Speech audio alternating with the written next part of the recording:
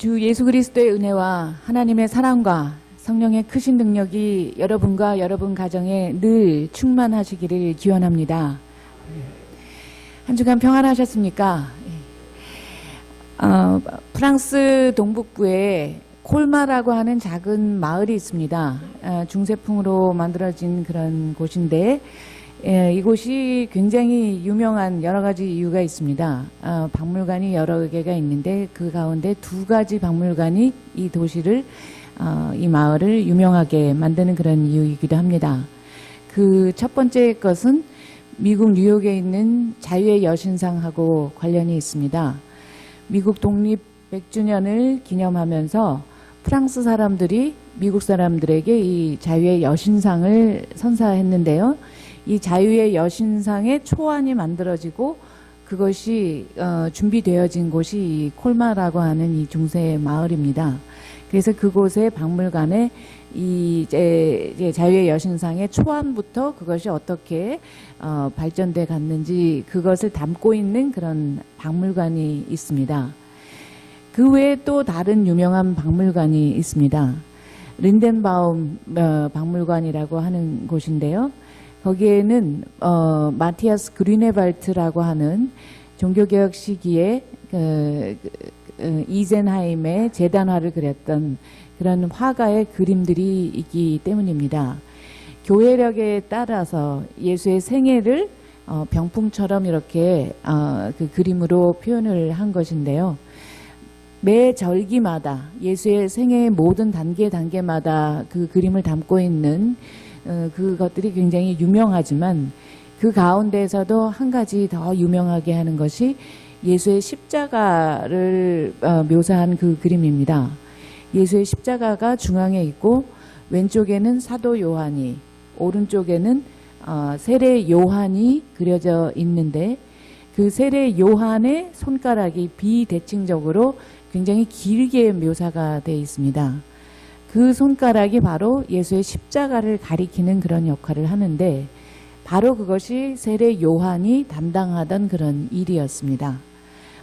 끊임없이 그 십자가를 가리키는 것, 그 십자가를 기억하게 하고 십자가의 방향이 어디인가를 일러주는 그런 것이 세례 요한의 역할이었고 그것이 바로 제자 되는 우리의 역할이라는 것을 상기하게 해주는 그러한 그림입니다.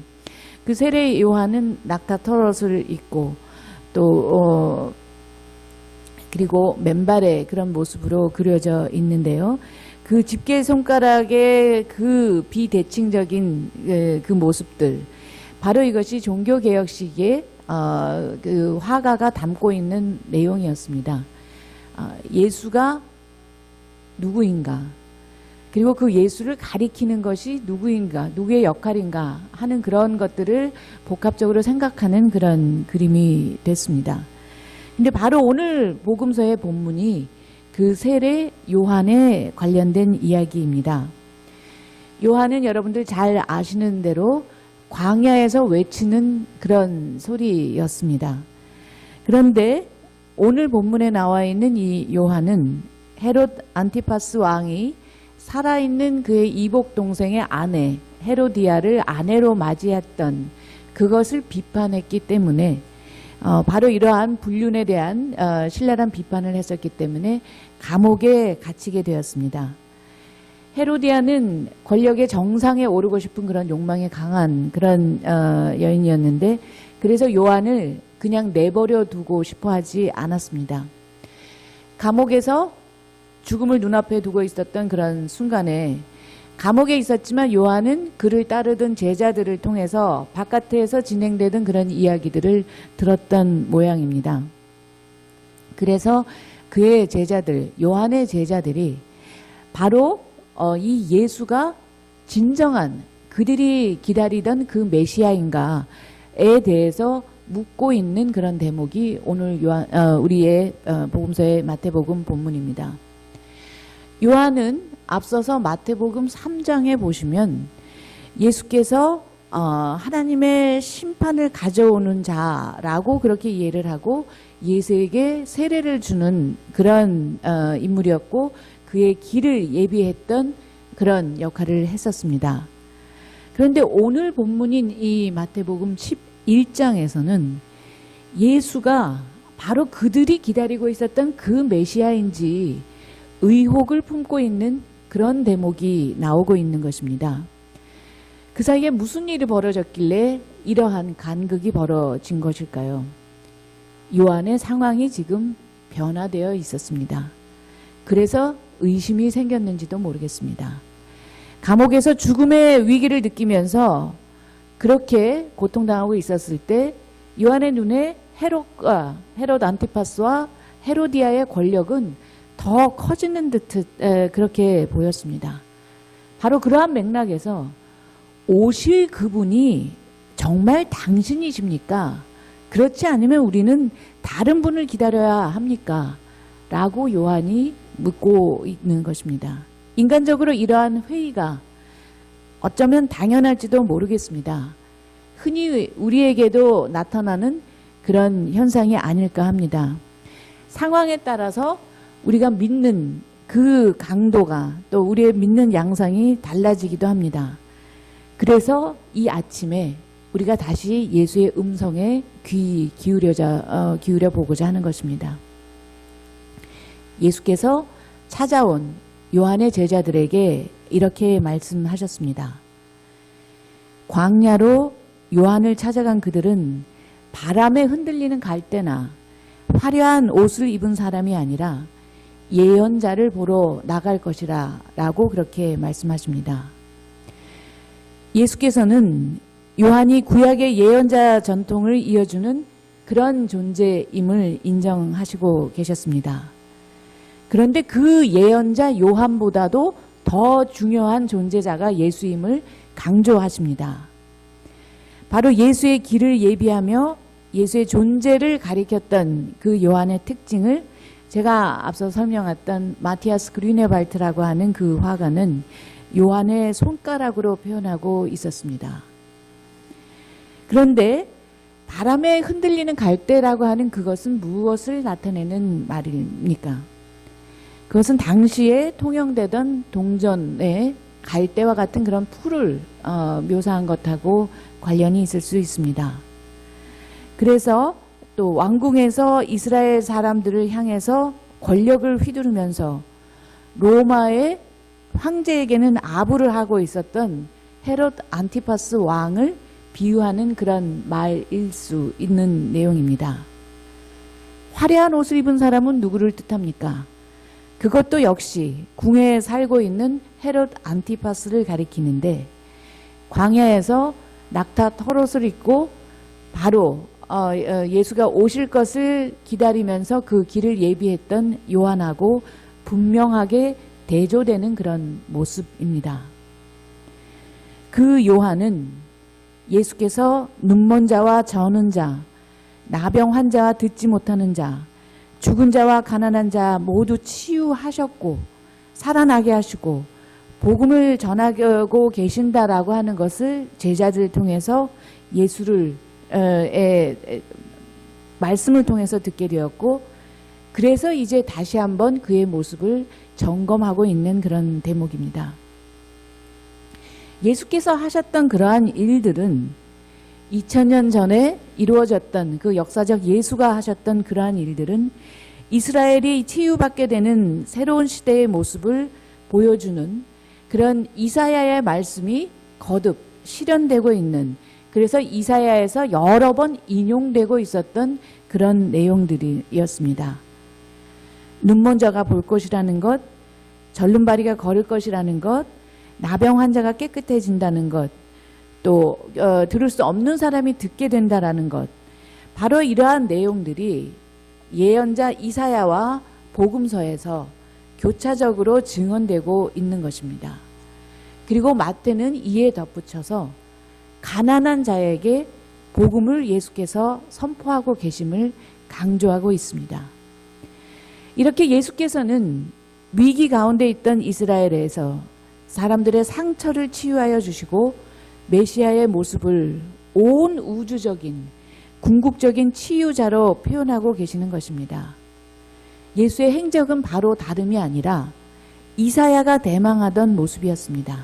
그 일은 그날이 오면 거기에서 완성될 것이라는 것입니다. 우리가 교독으로도 함께 읽었고 또 구약성서의 본문을 통해서 그 이사야의 말씀을 함께 새겨보았습니다.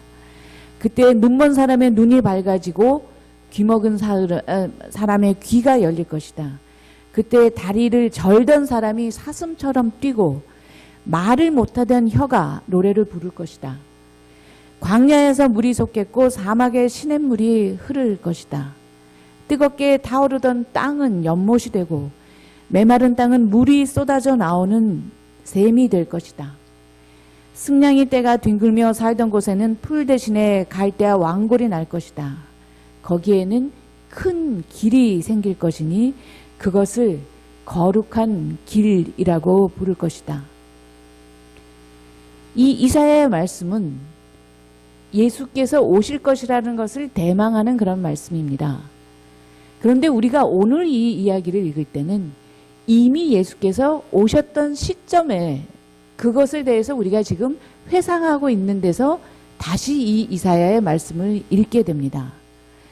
이것은 이미 예수께서 나사렛에 계실 때 회당에서 주의 은혜의 해를 선포하시면서 이사야의 두루마리를 펼쳐놓으시고 인용하셨던 그러한 말씀이기도 했습니다.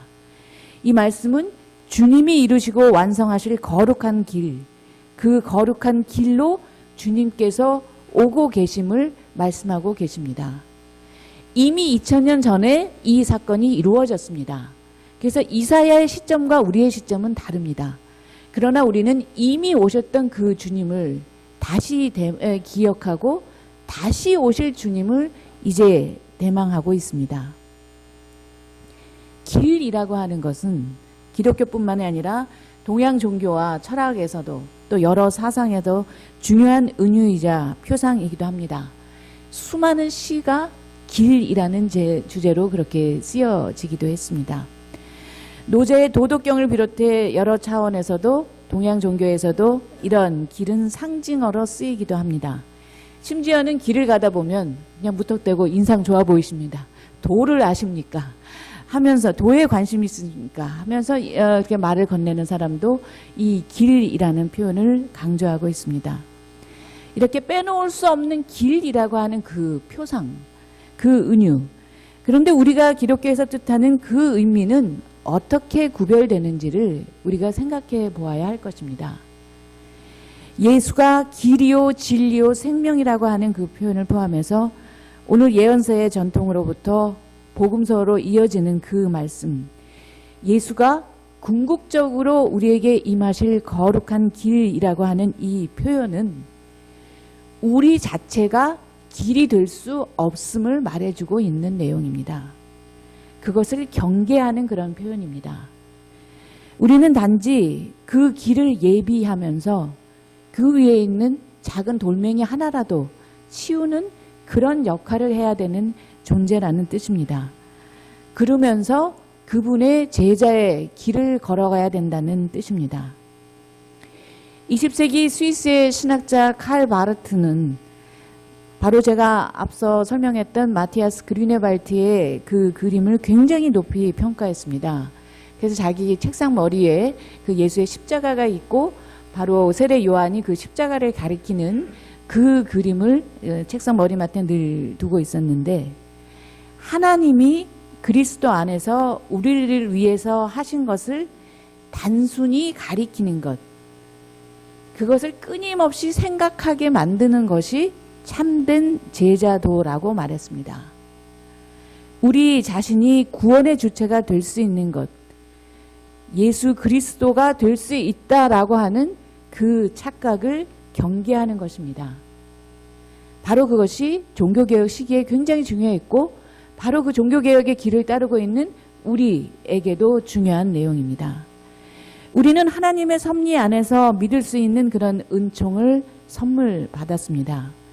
그래서 우리는 예수의 십자가 부활을 증언하는 제자가 되어야 하는 것입니다.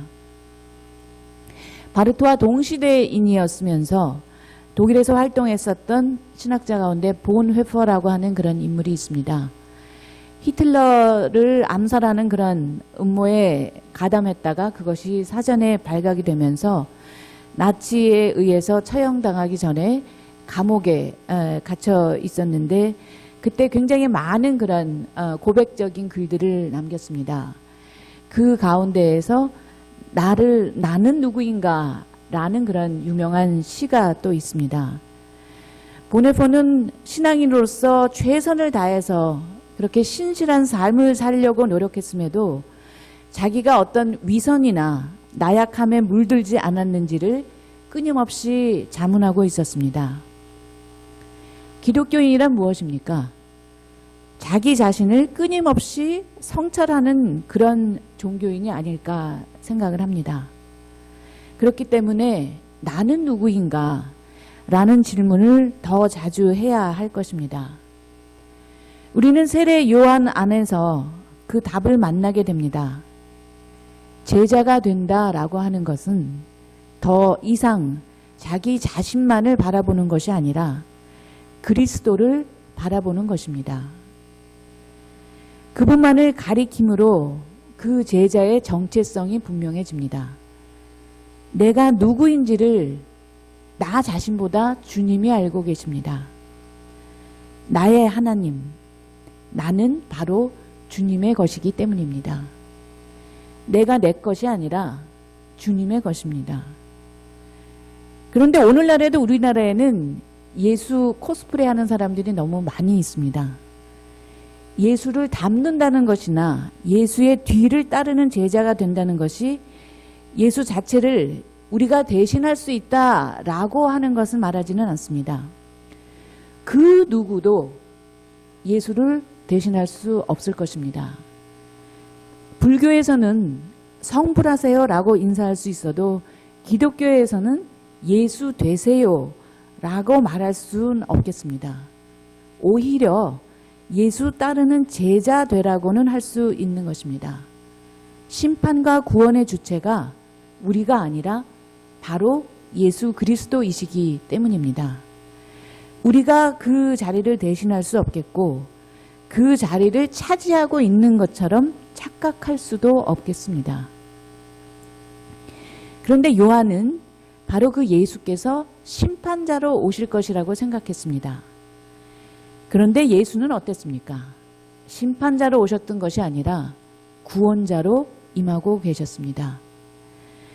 모든 로마 제국의 권력을 물리칠 강력한 심판자, 헤롯 안티파스 왕과 그의 아내 헤로디아를 물리쳐 주실 그런 강력한 심판자를 요한이 기다리고 있었는지도 모르겠습니다. 그런데 예수께서는 전혀 다른 모습으로 임하고 계셨습니다. 그분은 심판이 아니라 온 우주 만물의 치유와 회복을 원하셨습니다. 그래서 심판을 하실 바로 그 존재자가 십자가 위에서 심판을 당한 자로 계셨던 것입니다. 그 모습으로 우리에게 오셨습니다. 그리고 이제 그분이 또다시 문 밖에서 기다리고 계십니다. 야고보서의 말씀입니다. 여러분도 오래 참고 마음을 굳게 하십시오. 주께서 오실 때가 가깝습니다. 삼회교회 교우 여러분, 여러분은 어떠한 메시아가 오시기를 기다리시는지요? 혹시 우리의 이상과 바라는 것을 담아서 우리가 메시아를 만들어내고 그 기대가 무너졌을 때 하나님의 있고 없음을 우리의 판단에 맡겨두는 것은 아닐는지요? 우리를 심판하실 분이 우리가 심판받을 것을 대신 짊어지시고자 우리에게 임하고 계심을 우리는 믿고 고백합니다. 그때 거기에 거룩한 길이 완성될 것을 우리는 소망합니다. 그때 거기에 대한 소망이 지금 여기에 우리의 삶에 영향을 미칩니다. 구체적으로 2000년 전에 하나님의 사랑의 역사적인 예수의 모습으로 나타나셨고 우리는 바로 그 분을 메시아로 믿고 구원자로 고백합니다. 바로 그분이 거듭되는 인간의 수많은 배반의 역사를 참아내시고 모든 심판을 거두어 내셨습니다. 그리고 우리를 치유해 주셨습니다. 치유와 구원은 어원적으로 연결이 되어 있습니다. 독일어로 그 개념이 더욱 분명하고 밀접하게 보여지는데요. 독일어로 구원이라고 하는 말은 하일룽이라고 하는데 그 안에 치유를 뜻하는 하일이라는 그 말이 같이 들어가 있습니다. 구원이라는 말은 바로 고쳐주심, 치유하는 그 모습하고 뗄래야 뗄 수가 없는 관계라는 것입니다. 치유자가 되셔서 이러저러한 상처와 고통으로 신음하는 우리를 감싸주시고 고쳐주시는 그분이 허락하시는 빛을 우리는 이제 다시 간절한 마음으로 사모하고 기다립니다.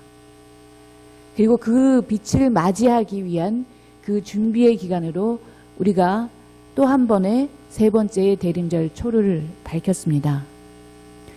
어둠이 아무리 짙을지라도 빛을 향해 나아가는 우리의 발걸음이 늘 거룩한 길로 향하여 있는 그러한 발걸음이 되기를 바라는 마음 간절합니다. 모든 슬픔과 탄식이 사라지고 그리고 우리 모두가 완전하게 치유를 받을 그러한 기쁨, 아름다움, 하나님의 영광 가득할 그 날을 바라보는 그 믿음이 오늘 지금 여기에서 우리 각자의 삶의 자리에서 처한 크고 작은 어려움들을 능히 감당하게 하는 근원적인 힘으로 작용하게 되기를 간절히 바랍니다. 아멘. 함께 묵상 기도 드리시겠습니다.